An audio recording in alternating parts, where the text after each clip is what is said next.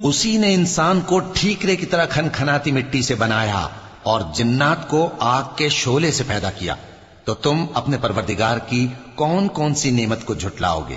وہی دونوں مشرقوں اور دونوں مغربوں کا مالک ہے، تو تم اپنے پروردگار کی کون کون سی نعمت کو جھٹلاؤ گے؟ اسی نے دو دریا رواں کیے جو آپس میں ملتے ہیں، مگر دونوں میں ایک آڑ ہے کہ اس سے تجاوز نہیں کر سکتے، تو تم اپنے پروردگار کی کون کون سی نعمت کو جھٹلاؤ گے؟ ان دونوں دریاؤں سے موتی اور مونگے نکلتے ہیں، تو تم اپنے پروردگار کی کون کون سی نعمت کو جھٹلاؤ گے؟ اور جہاز بھی اسی کے ہیں جو سمندر میں پہاڑوں کی طرح اونچے کھڑے ہوتے ہیں، تو تم اپنے پروردگار کی کون کون سی نعمت کو جھٹلاؤ گے؟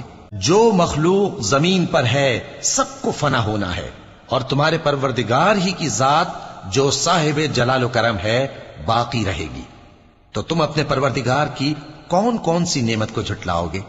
آسمان اور زمین میں جتنے لوگ ہیں سب اسی سے مانگتے ہیں، وہ ہر روز کسی نہ کسی کام میں ہوتا ہے، تو تم اپنے پروردگار کی کون کون سی نعمت کو جھٹلاؤ گے؟ اے دونوں جماعتوں، ہم ان قریب تمہاری طرف متوجہ ہوتے ہیں، تو تم اپنے پروردگار کی کون کون سی نعمت کو جھٹلاؤ گے؟